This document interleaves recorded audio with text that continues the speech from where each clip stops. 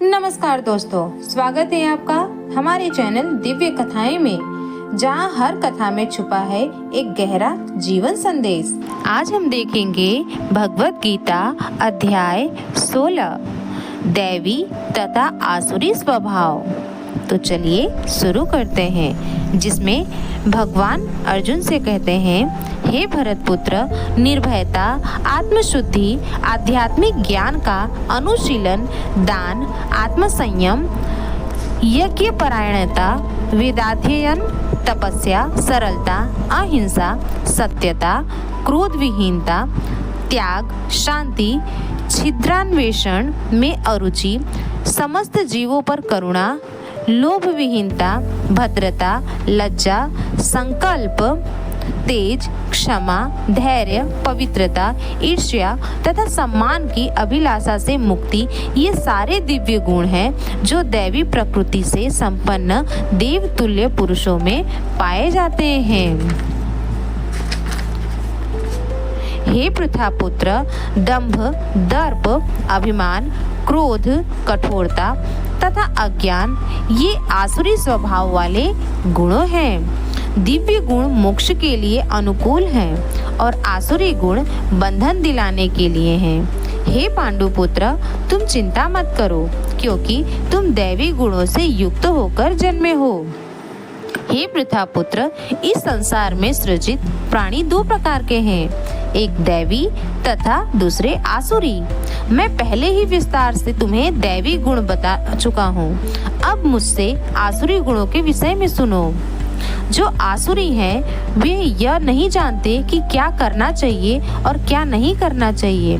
उनमें न तो पवित्रता, न उचित आचरण और न ही सत्य पाया जाता है। वे कहते हैं कि यह जगत मिथ्या है, इसका कोई आधार नहीं और इसका नियमन किसी ईश्वर द्वारा नहीं होता। उनका कहना है कि यह कामेच्छा से उत्पन्न होता है और काम के अतिरिक्त कोई अन्य कारण नहीं है। ऐसे निष्कर्षों का अनुगमन करते हुए आसुरी लोग, जिन्होंने आत्मज्ञान खो दिया है और जो बुद्धिहीन हैं, ऐसे अनुपयोगी एवं भयावह कार्यों में प्रवृत्त होते हैं, जो संसार का विनाश करने के लिए होता है। कभी न संतुष्ट होने वाले काम का आश्रय लेकर तथा गर्व के मद एवं मिथ्या प्रतिष्ठा में डूबे हुए आसुरी लोग इस तरह मोहग्रस्त होकर सदैव क्षण भंगुर वस्तुओं के द्वारा अपवित्र कर्म का व्रत लिए रहते हैं। उनका विश्वास है कि इंद्रियों की तुष्टि ही मानव सभ्यता की मूल आवश्यकता है। इस प्रकार मरण काल तक उनको अपार चिंता होती रहती है। वे लाखों इच्छाओं के जाल में बंधकर तथा काम और क्रोध में लीन होकर इंद्रिय तृप्ति के लिए अवैध ढंग से धन संग्रहण करते हैं। आसुरी व्यक्ति सोचता है, आज मेरे पास इतना धन है और अपनी योजनाओं से मैं और अधिक धन कमाऊंगा।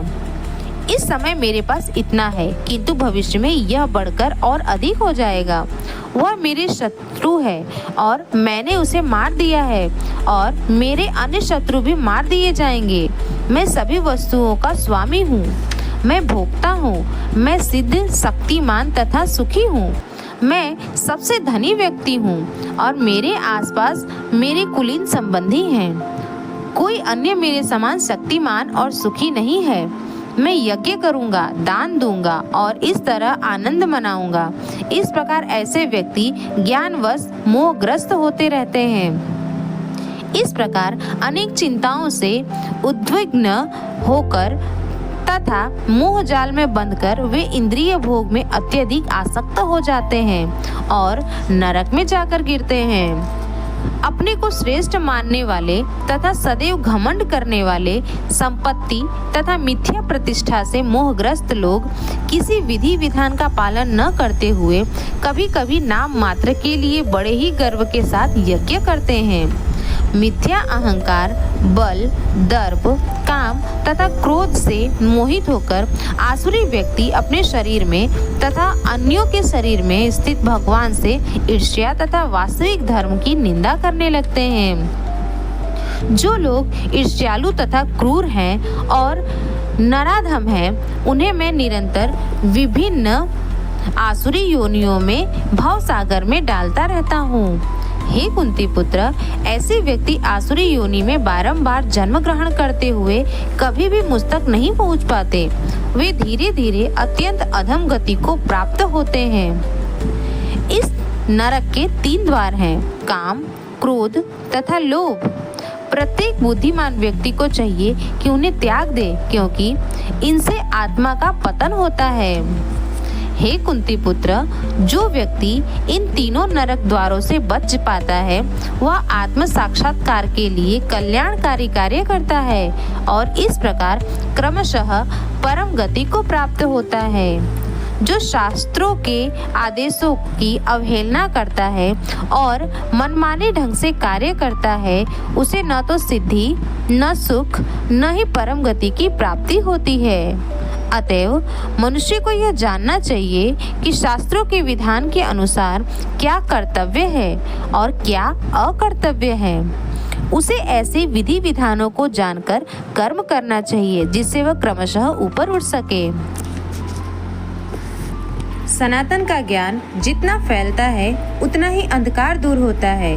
तो इस दिव्य संदेश को लाइक और शेयर करके दूसरों तक जरूर पहुंचाइए और ऐसे ही अद्भुत रहस्यों के लिए हमारे चैनल को सब्सक्राइब करना न भूलें। जय श्री कृष्ण। राधे राधे।